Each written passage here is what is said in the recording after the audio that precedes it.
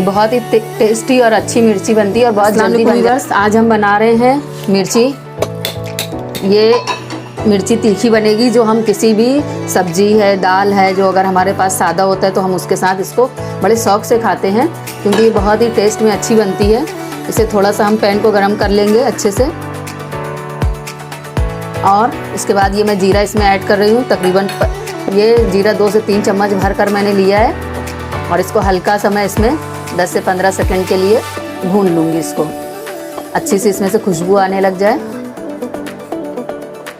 आप इसको चलाते रहें, वरना ये जल जाएगा, तो जला हुआ टेस्ट बिल्कुल भी अच्छा नहीं देता है। हल्का सा हमें सिर्फ इसका भूनना है, कच्चापन इसका हल्का सा निकल जाए बस।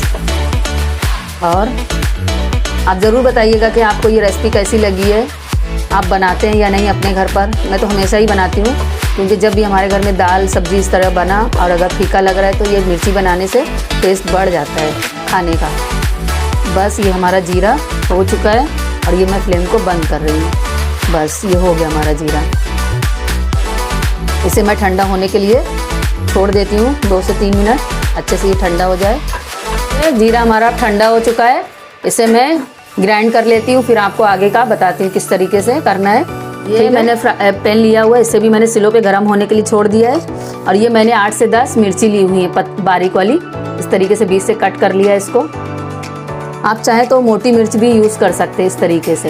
ये कम तीखी होती है और ये ज़्यादा तीखी होती है, तो मुझे तीखा पसंद है इसलिए मैं ये ले रही हूँ, और अगर आपको ये चाहिए तो आप ये भी ले सकते हैं। और ये जीरा मैंने इस तरीके से पीस के ग्राइंड कर लिया, एकदम अच्छा सा पाउडर बना लिया है, और इसमें मैं 1 चम्मच भर के सौंफ का पाउडर ऐड कर रही हूँ इसके साथ ही।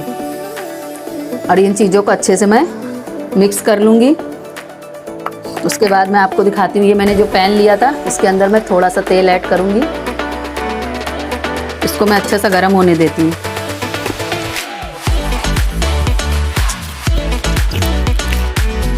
सौंफ और जीरे का पाउडर अच्छे से हम मिक्स कर लेंगे।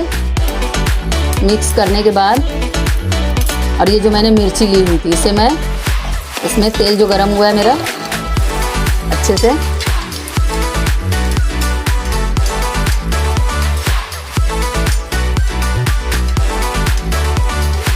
और इसके साथ ही मैं इसके अंदर ये मसाले भी ऐड कर रही हूँ।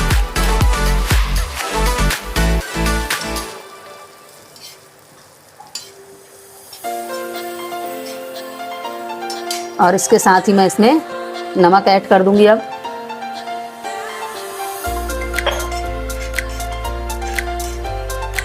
उसको अच्छे से स्लो फ्लेम पे थोड़ा पक लेने दें, थोड़ा इस तरीके से। इसको 2 मिनट के लिए ऐसे ही ढक कर हम छोड़ देते हैं।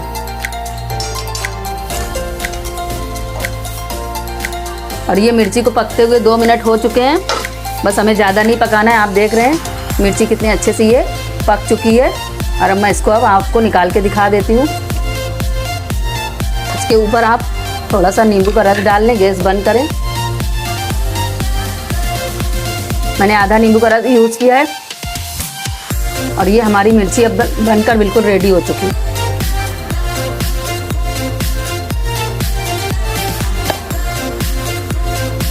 आप इस तरीके से इसको किसी कंटेनर में भी रख के सेव कर सकते हैं। अगर आपको फ़ौरन खाना है तो आप इस तरीके से इसको प्लेटिंग कर लें। ये बहुत ही टेस्टी और अच्छी मिर्ची बनती है, और बहुत जल्दी बन जाती है, और हमारे खाने में बहुत टेस्ट को बढ़ा देती है।